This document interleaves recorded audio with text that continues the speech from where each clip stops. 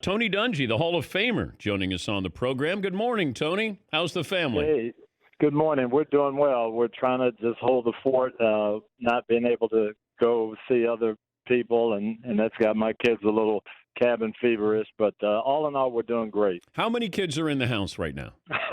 8 right now. Oh, my we can't go anyplace else. If we go anywhere, we can't meet anybody. What's the barbershop talking about?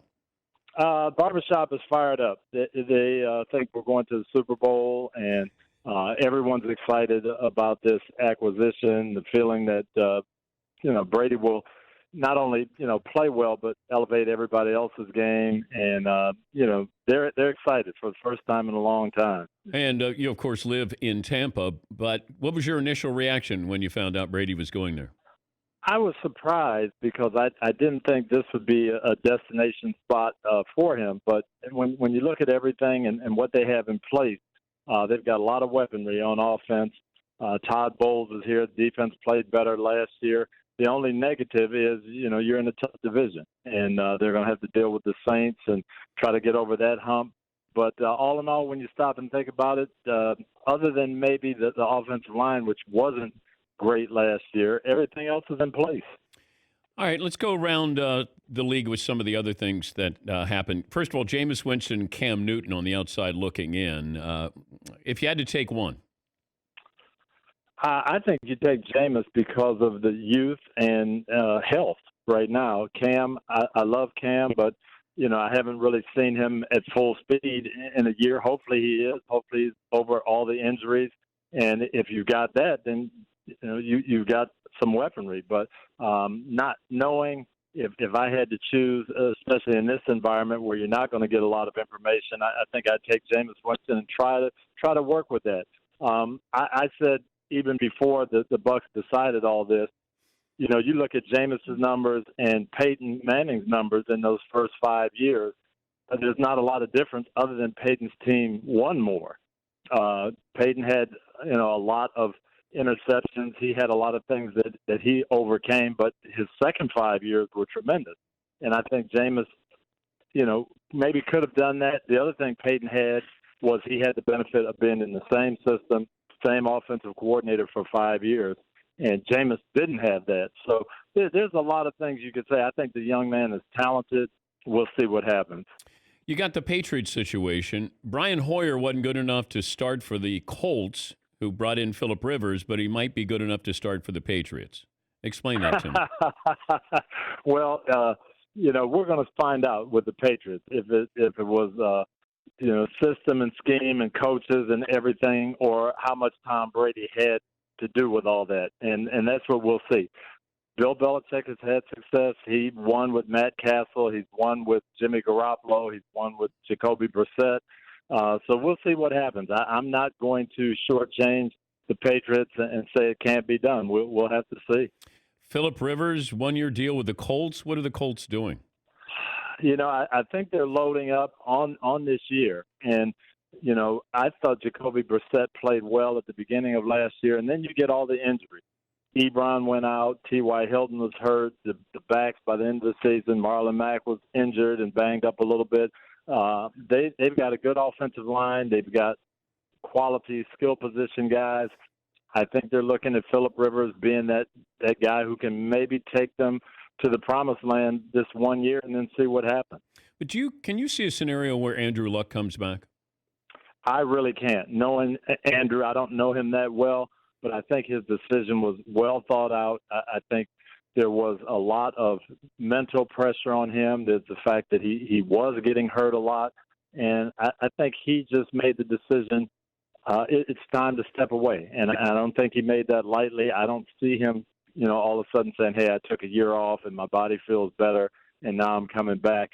If he thought he might do that, I don't think he would have called it a retirement in the first place. He would have said, "I'm stepping away for a year and seeing what happens." So I just don't think he's coming back personally. He's Tony Dungy, the Hall of Famer, on loan from NBC Sports.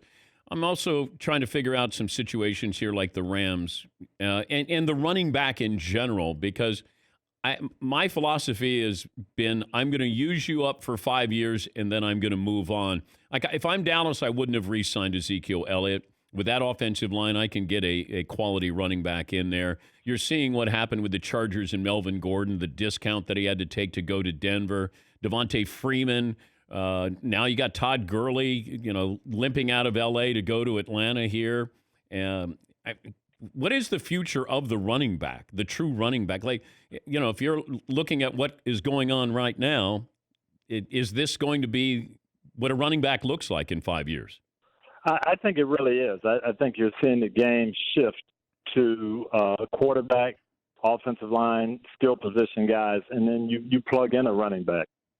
The days of Jim Brown or Walter Payton, and we build everything around that, I think it's over. You can look at the Colts situation in the last 15 years, and Edgerrin James was definitely a Hall of Fame guy, and Marshall Faulk was a Hall of Fame guy, but they started with Payton and Marshall Faulk, and you put Peyton Manning and a bunch of gifted receivers, and that running back's going to have opportunities. So, hey, Marshall Faulk gets too expensive, we let him go.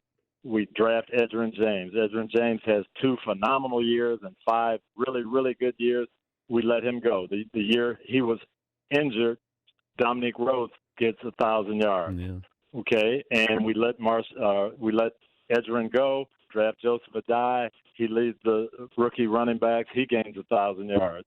You let him go and plug in the next guy, and Donald Brown, and it works because you have Peyton Manning and you have those receivers. So I just think that's going to be the value of the running back position overall. People are going to say, you know what, I can draft the guy, and maybe I can't draft Ezekiel Elliott, but I draft Marlon Mack, and he produces for me just fine as long as I have the other elements. Well, is it easier to find a wide receiver or a running back now in the draft? I think it's easier to find a running back. Yeah. Those gifted wide receivers, that's what you want. That's what everybody's looking for. That's what you're going to pay for. And, if I was the Cowboys, I would definitely have paid Amari Cooper and just say, you know what, if I don't have Zeke, I'll get someone. Yeah, I don't know what the Cowboys are doing. They're going to be in salary cap hell here, Tony. And, Well, they're building to try to win one, and that's been Jerry's philosophy. I need to win a Super Bowl, and they may be able to do it, but I don't know that it's going to sustain long term. They're going to have to keep turning over personnel. But this is a team that didn't even win a, broken division last year, Tone.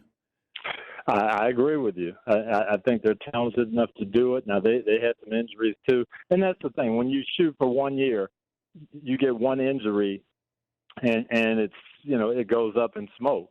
That's why I think you're more suited to build for the long term and try to be good for 5 or 6 years, and then you win a couple of times in there. But if you put all your eggs in 1 year's basket, a lot of things can go wrong. Yeah, I think that's what happened to the Rams. I think that the Cowboys are headed in that direction where you load up. It's almost like you got a 5-year window, and then after that, your quarterback gets paid, and you start to lose players, and then you have patchwork, lineups there.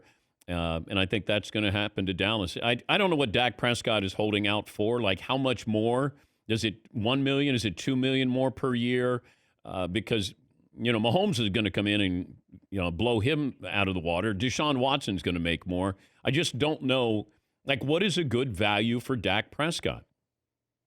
I think, Tom Brady really showed us if you try to win and you make it so that your team can have those other weapons and you win, everything's good for you as a quarterback. You're going to get the endorsements. You're going to make money. You're going to be in situations where everybody's looking at you because you're winning. And that's something you can't forget about, and the agents can't forget about. Well, Dak's getting that now, Tony. Dak makes. I agree. I agree. Cowboys quarterback makes a lot of money off the field, and that's where. You know what? You should make all the money you can make. But if I'm Dak Prescott, how much more do I need to make? Do I want a 3-year deal guaranteed, a 5-year deal guaranteed? Get your money. No matter what you get, it's not, in 2 years from now, we'll look back and go, you're the 8th or 9th highest paid quarterback in the game. I'm curious about that. And yes, Jerry does want to win. And I think he wants to win so bad one more that you might put, the future of this team in doubt. Yeah. No, I agree. I Hey, agree. the people don't know you play defensive back in the NFL with the Steelers, and I was curious the best running back you ever tackled, or at least tried to tackle. I would have to say Earl Campbell in my time there. Walter Payton was in the league. We didn't play them every year. I only played against Walter once. But Earl Campbell was a guy you had a lot of gifts for your defensive linemen that week. Hey, you guys get it going. Don't let him come through with a full head of steam into the secondary. He was so. I mean, he was just gosh. different. And his shoulder pads, I mean, I think they would be illegal in this game today. They were so big, but he carried them well, and great guy too. Was just a tremendous guy, but you didn't want to see him come through the line with a full head of steam. Good luck there with all of those kids, and kind of love your wife. I hope Lauren's doing well. Yeah, we're holding the fort down, and we've got Brady mania here, so we're all good. Has anybody bought a Brady jersey yet? Our kids have tried. We haven't been out. We haven't been able to get out, but they've definitely seen them, and we're on board. We're thinking Super Bowl. All right. Thank you, Tony. Good to talk to you. All righty. See you, DP. That's Tony Dungy, Hall of Famer.